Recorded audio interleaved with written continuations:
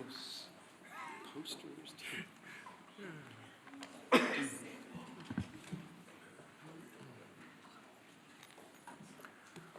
Well, good morning, everyone. Joining us this morning for the latest updates, we have some members of the Republican Governance Group, one of our most active caucuses in the Republican side. These are folks among our friends and colleagues, the most productive, most dedicated, most effective members because they are people who work every day on solutions for the greatest challenges facing our country. And Carlos Jimenez is with us, and Blake Moore, and Julie Fedorchik, and Gabe Evans. Beth Van Dyne may be joining us. I think she had a flight delay. But they've been out in their districts working very hard to help their constituents navigate through the chaos that's been created by the Democrat shutdown. And if you're keeping count, this is day 37. 37. It seems unbelievable to us that we've gone this long. It is officially and shamefully the longest shutdown in U.S. history. Republicans feel very helpless about the situation because, as we've noted, there is really nothing for us to negotiate. We sent them a clean CR, as you know, back in September 19th, we passed it out of the House. It feels like a lifetime ago.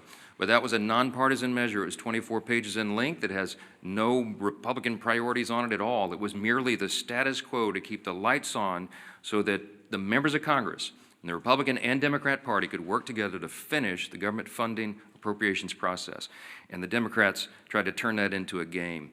Now, we're gonna give you the latest updates on that and where we think this is headed. But I just first want to address in a bit more detail the current state of our politics.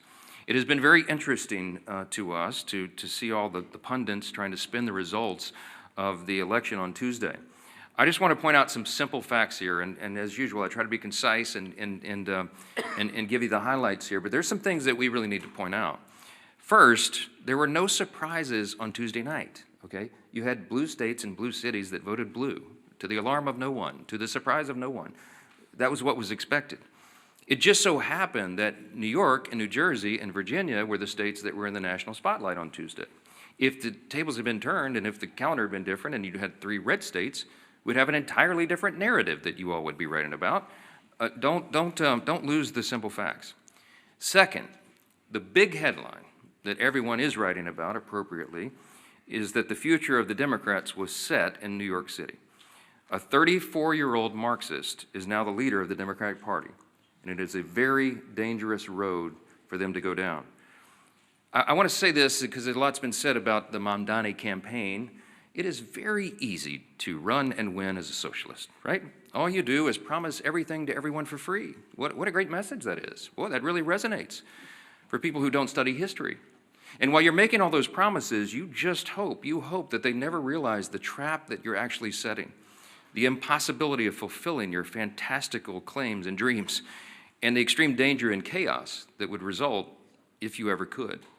When you run as a socialist, you have to hope that they never understand that this will lead to the inevitable loss of their freedom, their opportunity, and their security, the loss of meritocracy and fairness in society, the loss of colorblindness, and the loss of emphasis on character, and the morality and the personal incentive and the common sense that we rely upon to keep a republic in operation. If you run as a socialist, you run on a big list of false claims, and you promise everything to everyone and you can't deliver, and if you were ever able to deliver, it will be to the great detriment of the very people that you lured in to vote for you. Third fact about the election on Tuesday night is that the Democrats, and you all are not writing about this, and you should be, you're not writing enough about it. The Democrats have now set themselves on a collision course in their own tent. If you look at Spanberger in Virginia and Sherrill in New Jersey, they tried to run as moderate pragmatists. That's how they self-described. But they will be no match for the coming communist wave taking over their party right now. The energy is on the side of the Marxists. Look no further than the top 2 Democrats here in Congress. We've noted this here every day. They had to bend the knee to the socialists. Hakeem Jeffries and Chuck Schumer are both from New York. The top Democrat leader in the House and the top Democrat leader in the Senate, they couldn't get around that. And so Hakeem had to ultimately embrace it. He had to give the full blessing to Mamdani and his agenda, and he co-owns it. And Chuck Schumer flirted with it. He pandered all along. He flirted with that open endorsement till the better end, even though Mamdani is is an activist against Israel and an anti-Semite. Chuck Schumer is the highest-ranked Jewish official in America, and even he couldn't bring himself to disclaim that. And as we've noted here every day, the sole reason for the entire federal government being shut down now, the sole reason for all the American people suffering all this pain and hardship is because of the fear of political retribution from the far-left activists who run the Democrat Party. That is the motivation for the shutdown. It's never been about any policy issue at all. It was only so that they could show a fight and try to show that they're tough to this rising far-left activist base in the party. The old guard has been repudiated, and the radicals are taking over the Democratic Party. We have evidence now every day. Yesterday, Jared Golden announced he would not be running for re-election in the state of Maine. He's a moderate, and he has no place in his party anymore. And then this morning, you saw the headline. Former Speaker Nancy Pelosi has now announced her retirement this morning. That is a very important sign that I hope that you all will delve into. Even the famous San Francisco liberal is not far left enough for the neo-Marxists. We commend her for her services. We all do, everyone who serves in Congress, but there should be a lot written about that. Fourth point I just want to make in the aftermath of Tuesday is that off-year election results in isolated places are never indicative of the upcoming midterm election. Don't read too much into that. You shouldn't. If you do, you're going to miss it.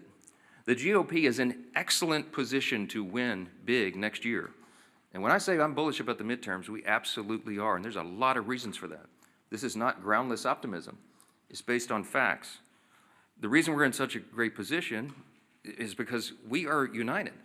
And while the Democrats engage in their emerging civil war, Republicans are going to continue to work and deliver for all the new voters that we brought into the party last fall in 2024. There was a true demographic shift in that election, as you know. Record number of Hispanic and Latino voters, Black and African American voters, Jewish voters, union workers, urban voters, young people. And while they say that there's this big swell of enthusiasm of young people based on what happened in New York City Tuesday night, I would give to you Exhibit A on our side. Maybe you're not noticing, but the turning point events at college campuses all around the country are setting records for attendance. You have hundreds of thousands of new young people weekly coming into the movement that are enthusiastic, young conservatives who are looking for truth, who believe in America's founding principles, and who want to be engaged. And they will be engaged in next year's midterms. The third reason is we got a very favorable map. You shouldn't miss this either. I was very bullish even before the current redistricting battles began. As we sit here today, there are 13 House Democrats sitting in districts that President Trump won. There's another 21 of them in districts he came within 5 points of winning. There's only 3, conversely, there's only 3 House Republicans sitting in districts that Kamala Harris won. That's a lopsided map. And after redistricting, we think we'll net a few more seats, handful, maybe 6 to 8. We're in very good position to make history and grow this majority. And finally, I'll just leave you with this. The reason we're so enthusiastic about running next year is we have a real record to run on. Mondami and Democrats want to talk about affordability. We love that subject. We love it. Look at the facts. I brought some this morning. It's the Republicans who are working every day to make life more affordable for working families. And it's not a talking point for us. We are delivering. After 4 long years of skyrocketing prices under the Biden administration, we had to take over. You don't flip a switch and reverse that overnight. It takes a while to work those policies out of the system and to get the new ones in. President Trump and Republicans are delivering results for the American people that they can see and feel. To date, we've seen core inflation is nearing its lowest level in 4 years. Gas prices have fallen to a 4-year low. Prices for everyday goods continue to decline, and blue-collar workers are seeing the largest increase in wage growth in nearly 6 decades. That's the result of our policies.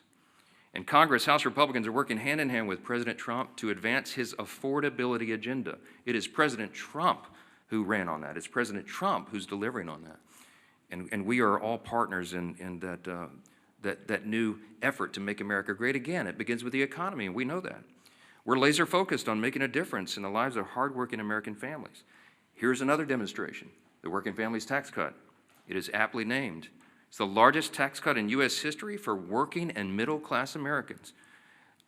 You got Bernie Sanders running around. They're talking about the billionaires. It's not this. That's the opposite of the truth. Look at the facts. That bill was written for lower and middle class earners, and they are the ones that will feel the positive effects going into next year. We included in that, as you know, no tax on tips, no tax on overtime, real tax relief for seniors. These are the kinds of things that people feel, and they see that we're making good on our promises. We've made historic investments in American energy dominance to drive down the cost of gasoline and groceries. And we're grounding every decision we make in common sense. That's what we restored. That's what we ran on. That's what we're delivering. A return to common sense, not the woke progressive nonsense that they delivered for 4 years, not the spending like drunken sailors that drove cost up for everything with inflation. We're restoring common sense, fiscal responsibility. We're good stewards of taxpayer dollars, and we're refusing to cave right now, today, to the Democrats' wild demand to spend $1.5 trillion in new spending. That is taxpayer dollars, that's your money, that they want to spend to reopen the government. That's their counterproposal. That's why we're not having a negotiation with them. It's ridiculous. Included in the $1.5 trillion that they want to spend is $200 billion, almost $200 billion, to restore health care benefits to illegal aliens. That is taxpayer money that they want to spend for that. They want to send billions of dollars back overseas for social programs in foreign countries. We're not doing that. They want to give $500 million back to the Corporation for Public Broadcasting to prop up left-leaning news organizations. We're not doing that. And by the way, in the middle of all this, they want to cut $50 billion from the Rural Hospital Fund. They can't tell you they care about health care since they put that in their proposal. We're grounding every decision in common sense, and Democrats had their chance. When they controlled Washington, look at the history, don't forget it. This was just a year ago. You know what we inherited? They left us with a 40-year high inflation, higher taxes and energy prices, and massive instability around the world. And what did they do in June of this year? This is the most recent history no one can forget. They voted against no tax on tips. They voted against no taxes on Social Security. They voted against a larger child tax credit. The Democrats in the House and Senate voted against lower energy prices, against more American manufacturing and jobs, and against lowering health care premiums by 12%. That provision, the cost sharing reduction provision, was in the House version of the Working Families Tax Cut, the big beautiful bill. We sent it over to the Senate, and they worked to strike it out of the bill. Ask the Senate Democrats about that. Right now, they've created another mess. They've created a mess for America with this pointless government shutdown. The Democrats will tell you that they're feeling emboldened. They're feeling emboldened because they had a few blue state election results. It does not change the fact that they have walked their party off a cliff with no parachute and no path forward. The reason we're stuck right now is because of one simple fact. If they vote to reopen the government, the Senate Democrats are afraid that the radicals in their party will say that they caved. They're afraid of the retribution that will come from that. But if they keep the government shut down, they know very well, as we all do, that millions of Americans will continue to suffer as essential services remain unfunded and paychecks to federal workers continue to stay stalled. So our question for Democrats this morning is this: which constituency matters more? The loud radicals in your party or the hardworking American people? I can tell you which side the Republicans are on. 15 times we voted for the hardworking American people. And 15 times so far, the Democrats in Congress have voted for the radicals in their party. It is unconscionable to us that they've allowed it to go on this long. And at some point, all you can do is pray that common sense prevails. And that's what I've been doing a lot of. We hope and pray that there are still Democrats out there. There's just a handful. We need 5 more votes. 5 centrist, common sense Democrats in the Senate to come to those senses and do the right thing. It's time for them to put their country first. I'm delighted to introduce the next speaker, and he's a congressman from Miami. He's a former mayor of the county down there, and he has been in charge. He served as a police officer, but he was the chief of the fire department down there. I mean, the guy's resume is longer than almost anybody in Congress, and as a son of a firefighter, I always take personal delight in reminding everybody he's the only career firefighter paramedic in Congress. He's doing a great job, and he serves as vice chairman of the Republican Governance Group, one of our largest and most active caucuses I mentioned, and we're truly grateful to have him here to discuss some of these consequences of the government shutdown. Glad to have you. Carlos, come on up. Thank you. Thank you, brother. Thank you, Mr. Speaker. And if you indulge me, I think you brought me up here to talk about the shutdown, but I will stray a little bit. I'm the only Cuban-born member of Congress. That means I was born in Cuba. I was not born here in the United States. I didn't speak a word of English until I got here. I was 7 years old. And the reason I'm here is that my parents brought me here seeking freedom. Freedom from communism, freedom from a Marxist regime. And so I can tell you that I know a communist and a Marxist when I see one. They may call themselves socialists, they may call themselves a democratic socialist, but make no mistake, Mondami in New York, he's a Marxist. And the thing that bothers me is he's very proud to say, well, I'm young, I'm this, I'm that, I'm Muslim. Hey, I understand you can be proud of that. But then, if you're so proud, don't call yourself a democratic socialist. You are a Marxist. Go ahead. Tell people exactly who you are. He couldn't, and he can't because he knew he wouldn't get elected. But I hope that the people of New York do not suffer the same consequences that my homeland of Cuba has suffered. Castro and the Castro regime destroyed my homeland. They can't even keep the lights on. They don't have food, they don't have medicine, they can't keep the lights on. It's a total disaster of an island, a beautiful island that actually had the second highest standard of living in the Western Hemisphere when the regime took over. And so one of the reasons I'm in Congress, the primary reason I'm in Congress, is that I want to make sure that my children and grandchildren never suffer the same fate that my parents did, having to leave their country and bring us to a new country with about $10 in their pocket. Now, that's what makes this country great. My parents came here with $10 in their pocket and a watch. By the way, I still have that watch. All right. And here I am. Their son was a firefighter. He was a city manager. He was a county commissioner, county mayor of the largest county in the state of Florida, and now a member of Congress. I don't think there's too many countries that you can say that can happen. That's why I love this country. That's why I will fight for this country. And again, I know a Marxist when I see one. And it's unfortunate that the Democrat Party is heading that way, which means we just have to fight that much harder. Here to talk about the shutdown. And so, I'm Congressman Carlos Jimenez again. I represent the state of Florida, Miami and the Keys. Today I'm standing in for my friend, RG2 Chairman David Valadao of California, with one clear message, and I want to thank also the other members of RG2 that are here. The Republican Governance Group focus has always been about governing responsibly. RG2 is committed to putting results ahead of rhetoric, keeping the government functioning, and finding practical, common sense solutions that improve the lives of the American people. That's what we're here to do. And that means that we do what's right, even when it's hard.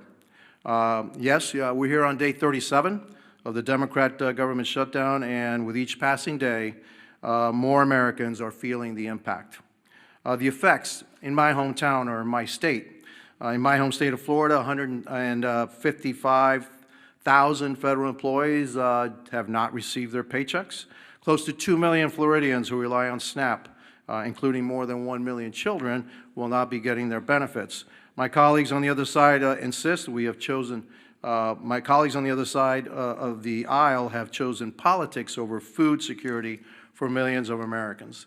Small business loans are being delayed, totaling nearly $300 million in missed distributions, costing our state an estimated $1.7 billion in economic benefit alone. Starting Friday, 10% of the American airspace is going to be reduced because of the shutdowns ahead of the busy holiday season. More than 3,500 flights will either be delayed or canceled altogether. That's true effect of this shutdown. Let me be clear, holding the government hostage is not a responsible way to negotiate policy. On September 19th, the House of Representatives voted to extend government funding to keep the government open. And as the Speaker said, with a clean CR. There were no riders in it. There's no policy differences. It's actually a Biden budget, right? And so, what what is the problem? No, there is no problem. It's politics. That's the problem. Meanwhile, Senate Democrats have voted 14, now you say 15 times to keep the government closed. The funding bill before the Senate is the same short-term continuing resolution that we passed 15 times under President Biden with bipartisan support. And I supported each and every one of them to keep the government open. And I know that most, if not all, the members of RG2 also voted for the CRs to keep the government funded. We can and should debate serious issues like healthcare costs, but not at the expense of hardworking American families. I urge my Senate Democrat colleagues to pass the continuing resolution so that we can reopen the government and return to the table to negotiate real solutions. History shows that when Congress works together, we can find solutions without inflicting pain on the American people. I urge Senate Democrats again to reopen the government, end the suffering, and then join us in crafting meaningful bipartisan policy meant to improve the lives of everyday Americans. That's how we govern responsibly, and that's how we serve the American people. And I want to thank you for giving me the opportunity, and I guess now I want to turn the dais over to our Majority Leader, Steve Scalise. Well, thank you, Carlos. And what an honor it is to follow my dear friend Carlos Jimenez, who really is the epitome of the American dream. You know, when you hear stories like his, sad stories, the root of it, having to flee your home country because Cuba fell to Marxism, to communism. But luckily, for people like Carlos, all around the world, there's one place that they can look to if they want a North Star. If they still believe in freedom, they yearn for that desire, and then it fails in their home country, they can look to the United States because the United States represents freedom all around the world. And how dangerous of a position that is when Marxists from within try to change it here, try to unravel what makes America so great. And as Carlos came to seek that freedom that millions others have as well, like my great-grandparents who came from Italy to seek that same freedom. Ronald Reagan said it best: freedom is only one generation away from extinction if we don't fight to defend it. Those words of Reagan still ring true today because, Carlos, we will continue to fight for freedom. But it's not an empty fight. There are people on the other side here in America that are pushing back, that want to destroy that capitalist free market system. And so when you look at the results of the election, anybody that wants to go celebrate a blue state voting blue, what they're not acknowledging is what happened in a city like New York. It reverberates. When New York elects a Marxist as their mayor, there are other Democrats that are now looking and saying, does the Democrat Party represent me anymore? And today you heard it again. Democrats are the ones who are looking and saying that they're done with the Democrat Party. Jared Golden yesterday announced he's not going to run again. And he didn't just say he wasn't going to run again because he got tired of serving in Congress. I think it's really important to pay attention to what Jared Golden said. And he is in a swing district. Jared Golden is one of those moderate Democrats who represents maybe the old Democrat Party now, what was discarded by the voters on Democrat cities and states. But it's not where America is. So when Jared Golden announced yesterday he's not going to run again, he said, quote, "We're allowing the most extreme pugilistic elements of our party to call the shots. Just look again at the shutdown. For as long as I can remember, we have opposed shutting down the government over policy disputes. We criticized Republicans for taking hostages this way." That was Jared Golden explaining why he's done with being a Democrat in Congress. And when the Democrat Party no longer stands for common sense. For members that do on occasion reach across the aisle, they're going to be relegated to a scrap heap of history, because America is not a socialist nation. While the Democrat Party has turned their leadership structure over to a socialist, it's not where America is. And if they're running people like Jared Golden out of their party, they can go celebrate the results of last night's election. Again, if Alabama held an election also Tuesday, and gee whiz, a Republican governor was elected governor of Alabama, would anybody be writing a story about it?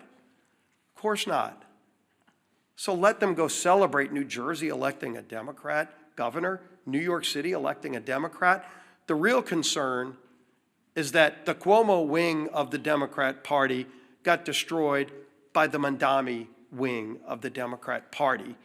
And if they want to call that a victory, good luck. Something tells me they're not going to be sending Mondami to swing districts around America. He's not going to Maine. Let Mondami go to Maine for that now open seat in Congress, a 50-50 district. Will they be sending Mondami to those kind of swing districts? Colorado, where somebody like Gabe Evans represents, is Mondami going to be going there? Because that's where their party is now headed. And they chose that. But America is not embracing that form of socialism. We know what you get from socialism. You get the promises of free everything. But Americans know innately there's no such thing as a free lunch. All you end up with, the results, are the hollow promises and the failures that come with those promises, because you know you get what you pay for. And somebody else is going to have to pay for that free thing. And a lot of those rich people they love denouncing are leaving. Many have already left.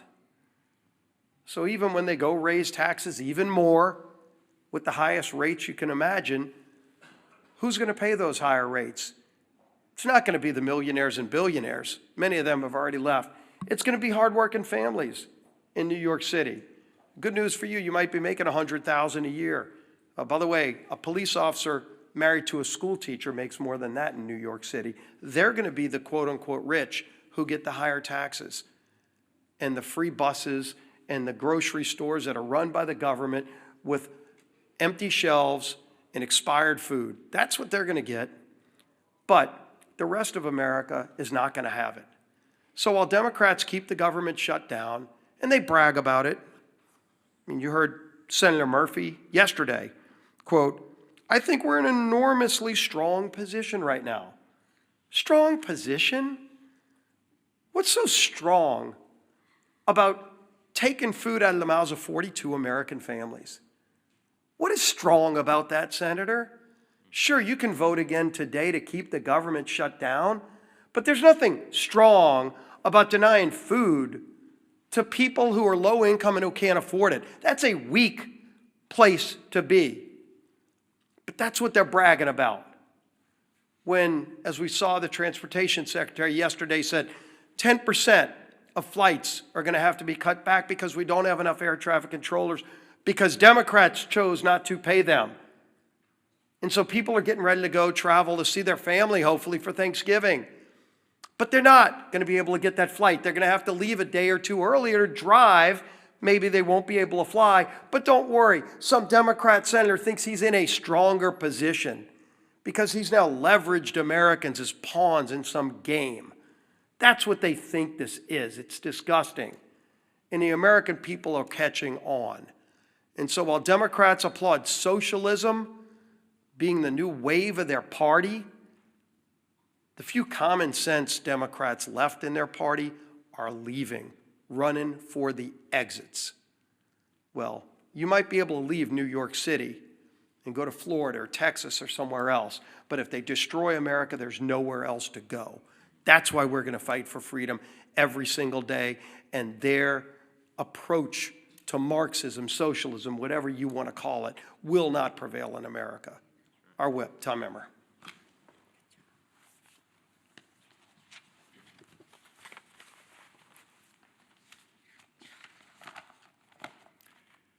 It's day 37 of the Democrat government shutdown, and one thing has become clearer, more clear now than ever. The Democrat Party of today is not your grandparents' Democrat Party. They refuse to govern. They resort to hostage-taking when they don't get their way. They routinely put politics before people. And now they have made communists and assassination fantasizers the pillars of their party. Democrats claim they want to make life more affordable for hardworking Americans, but every time that they've had the majorities in Congress and a Democrat president in the White House, they've done the exact opposite. Take the American Rescue Plan under Joe Biden, for example, which was later deemed by economic experts as the, quote, original sin that led to double-digit inflation. Or look at the Affordable Care Act, which is so unaffordable, they have to pay people to use it. The Democrats have no moral high ground to stand on when it comes to good governance. They don't know what it is. And when they claim that they're fighting for you, do not believe them. Because if this shutdown has taught us anything, it's that the Democrats will willingly inflict pain on the American people if they think it gives them political leverage. Their kamikaze politicians and their constituents deserve better. In stark contrast, however, Republicans have done our jobs. We passed a nonpartisan government funding bill out of the House over a month ago. All we need, as the Speaker said earlier, is just 5 Democrats in the Senate to grow a spine, stand up to the radicals in their party, and join us in getting our clean CR to the president's desk. Enough is enough. It's past time for Democrats to end the political games and reopen the government for the people they were elected to serve. Our conference chair, Lisa McClain. Thank you. Well, good morning, everybody. Again, here we are. Yesterday, Americans woke up to an unthinkable reality. And Carlos touched on it earlier. A communist was elected mayor in America's largest city. How did this happen? Ask yourself, how did this happen? It happened because a small socialist portion of this country took control of the Democrat Party. A party that is now apparently united behind a socialist agenda. And slogans always seem to start with the same word: free. Free food, free rent, free buses, right? I feel like I'm at an Oprah Winfrey show. You get a car and you get a car. Well, this isn't the Oprah Winfrey show. And like many of you, my parents taught me a really good lesson when I was young. Nothing is free. Everything comes with a cost. Absolutely nothing is free. We all learned that. Look no further than the Democrats' disastrous shutdown plan. They want to give free health care to illegals. Come to our country. We'll give you, illegally mind you, we'll give you free health care on the backs of hard-working Americans. And in demanding that, they're asking for $1.5 trillion in wasteful spending and a painful shutdown. A shutdown that has denied food assistance to 42 million American families. 42 million American families. A shutdown that has forced law enforcement to work without pay. But don't worry, I'm sure those law enforcement agents can go and get free food from their local grocery store, and somebody will pay their free rent, right? Yeah, I live in reality, not fantasy. The Democrats want to jeopardize our national security. And now, flights have been reduced by 10% at 40 of our major airports. I think air traffic, like when you get on a plane, what's next? Like your plane rides are going to be free too? I mean, why stop at food and buses? Let's just give everything free. It doesn't work like that, people. Nothing's free. Somebody is paying. And who pays? Anybody want to guess who pays? Hardworking taxpayers. American taxpayers. That's who pay. Nothing's free, right? Nothing is free. Look at your Republican leaders. Just compare and contrast. That's why we voted more than a month ago to actually fund the government.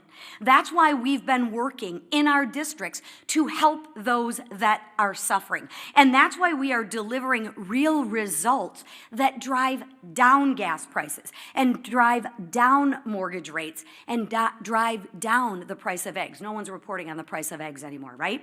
Now, not for illegals, not for radicals, and not for communists who despise this country, but for the men and women who love America, like Carlos and his family who came over.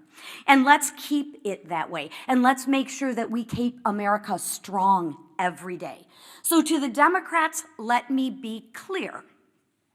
Republicans will still be there when your communist lawmakers aren't. And when your communist kingmakers finally give you permission to put Americans first again, Republicans will still be here. We'll still be here when your socialist experiment collapses, because it always does. And we'll still be standing shoulder to shoulder with the hardworking Americans who aren't demanding free groceries, free buses, free rent. No, we will be standing shoulder to shoulder, demanding nothing less than freedom. That is what Republicans demand, freedom. Because that's what makes this country great. Not socialism, not government control, but freedom. Thank you. All right, questions? Yeah, go ahead. The Supreme Court, and specifically Justice Gorsuch yesterday, seemed concerned about the Trump administration's usurping congressional authority, calling it a, quote, one-way ratchet that can't be turned back. What's your response to that? Are the justices right to be concerned that Congress isn't fulfilling its constitutional obligations? I don't find myself in disagreement with Justice Gorsuch too often, but I think he's missed the mark on this one. First of all, I don't think you should read too much into the questioning that you heard at the Supreme Court. I mean, this is part of judicial review. It's a cherished part of that tradition. I used to be one of those litigators. I did constitutional law, oral argument, and I would have liked to have argued that case yesterday, because I think the law is clearly on the side of what the administration has done. I'll remind you that I'm a jealous guardian of Article 1. You know, the legislative branch of government in our constitutional system is the most important. It was placed first in prominence. And that's true. And while Congress has a role to play in tariffs and related trade and economic policy, the executive branch does as well. And I think the president has used that well within the bounds of what he's allowed to do, because he's addressing what was truly a crisis for the country. The trade disparity had gone on for decades. It was creating a real imbalance, and it was adversely affecting American people and consumers. Remember that he ran on this idea. He talked about tariffs on the campaign trail, and he got a popular and electoral college mandate in the election. So this is not some surprise. He's fulfilling the promise that he was elected to fulfill in a literal sense. So I think the court has to give deference to that. I think the court has to recognize the executive is doing what they're doing. He's using tariffs to create leverage in our trade strategy, and it is yielding great results for the American people. And heaven forbid if it were reversed, because it would create chaos, which is one of the questions I think Justice Barrett asked, my old friend from Louisiana. I mean, that was an important question, because it would set back all of the strategy and the trade agreements and a lot of the things that have been accomplished for the people. So in summary, I would say, don't read too much into the questions. This is how the process works. I'm sure the court will look at this very carefully and deliberately, as they do, and I expect that we'll have a majority of the court that says that this administration is doing what they have the legal authority to do. If I felt like the executive branch had overstepped its bounds on trade or on the tariffs or something, I would have stepped in. I mean, that's my job as the Speaker of the House over the legislative branch. I would have done it in my own way, to be candid. I would have gone to the president privately and said, hey, sir, enough. I think you're overstepped the bounds. Let's try to figure that out. I wouldn't have publicly had a big spat with him, because it wouldn't have been necessary. But that conversation didn't happen, because I believe that what he's done is well within the bounds. And so we'll see what the court does. Yes. Thanks, Mr. Speaker. Leader Thune has said on a number of occasions that in exchange for reopening the government, he will promise Democrats a vote on ACA subsidies by a date certain. Will you do the same in the House? He promised it a long time ago, and he was rebuffed. I mean, that's not what this is about. I mean, they've demonstrated over and over and over. Somebody said this is the Seinfeld shutdown. It's about nothing. If you brought in 100 Senate and House Democrats right now and said, what is it about? They wouldn't even give you the same answer. They don't even know. They filed a counter proposal that's $1.5 trillion in new spending with all the crazy abuses that I listed earlier today. That's still sitting out there. That's the counter proposal. Then they tried to say it was about health care. That was never the issue for the September 30th fiscal cliff. That was always a December issue. We always knew, everybody in the building knew, we were going to have to wrestle through that and come to a consensus on a solution on the COVID-era Obamacare subsidies in October, November, December. And ironically, they're eating up all the clock where that would have been done. It's not about any of this. It's about politics, as we explained earlier. They are more afraid of the radical activists who are running the Democratic Party right now than they are of starving families, having families go hungry and having federal workers go without paychecks. That's just a simple fact. So yes, Leader Thune has been over backwards. He's offered them a vote. You know what they told him in response? No, we need you to guarantee the outcome of that vote. Well, that's ridiculous. That can't be done. The House is funded from the Senate. Will you assure the House members that they'll get a vote, House Democrats, that they'll get a vote on ACA subsidies by a date certain? No, because we did our job, and I'm not part of the negotiation. The House did its job on September 19th. I'm not promising anybody anything. I'm going to let this process play out. I'll tell you what they wanted. I'll tell you what Schumer and Jeffries wanted. In fact, Chuck Schumer said it publicly and decried that Thune and I would not go in a back room with them and make a four corners agreement on Obamacare subsidies. And I said, there's no way. That it was never possible or appropriate for that to be handled on a CR, on a short-term stopgap funding measure. And he knows that. And we're not doing that anymore. We're not taking four corners, four leaders in a back room and making a deal and hoisting it upon the people. I'm not going to be a part of that. Chuck Schumer is part of the old way this was done, and that's part of the reason why people have such a lack of trust in Congress. We need to be transparent, open. We need to do it through the process. We need to involve and engage all of our caucuses and all of our members in this discussion. Healthcare is very complicated. It is very complex, and it is not something four people can go in a smoke-filled room in the back and make a deal on. I reject it. Yes. Speaker, the president yesterday said that Republicans were getting killed for the shutdown. Is it helpful to have them talking like this when it's actually emboldening Democrats not to pay? Look, I've spoken with the president about it. I reminded him, as I said this morning, this was not a surprise to us. I mean, blue states elected blue leaders. I mean, yeah, so what? I mean, it would have been a huge headline if we could have had an upset there, but that was to be expected. As Leader Scalise said, I mean, you know, if the three big elections yesterday would have been in, you know, Louisiana, Alabama, and Texas, you'd have a totally different narrative, right? Or name any red state. It just so happened that those were the blue states. That was the blue outcomes. That's what everybody expected. I don't read too much into that. Yes, front row. Morning. Two questions. One, about the shutdown, you said 48-hour notice for the House to return. Does that include this weekend? And then a question for you and for Chairwoman McClain. Egg prices are no longer in the headlines, but food prices themselves have still been going up. Grocery prices are still going up. How do you respond to that? Yeah, but the USDA has reported, and all of the economists have shown, food prices always go up. There's an inflationary level that's built into grocery prices, but they're going up at a much slower pace. In other words, the economic policies, even though all the provisions of the Working Families Tax Cut have not yet been implemented, that's going to make a dramatic effect. It's going to be like jet fuel to the economy. We have all these pro-growth policies that will bring down costs, increase wages, increase jobs, and more access to the economic rung so that more people can climb up the ladder. But in the meantime, even the fact that we have made these positive steps and momentum, grocery prices are rising at their slowest level in many years. You should look into that. So, I mean, that is an exhibit C, and the argument that it's Republican policies that are the only thing that's going to bring that down. The reason that your grocery prices are so high, it's multifaceted. But it's because we had 4 years of Bidenomics. Remember when they tried to tell you that Bidenomics was so good for you and your family, and everybody went, what are you talking about? That's part of the reason we shellacked them in the election last fall, because they were trying to sell you a bill of goods that wasn't true. And the reason that inflation rose is because, as was noted earlier, the big signature pieces of legislation that they passed in the Biden administration were disastrous for the economy. And it made inflation rise rapidly. Why? Because when you pour more dollars into the economy, that is the effect. It's just as sure as gravity. It's basic economics. And the Marxists and the socialists who are taking over the Democratic Party turn a blind eye to the reality of basic economics. And you're going to see the effects of that as well. Yes? This weekend, to the election results in these blue states, but there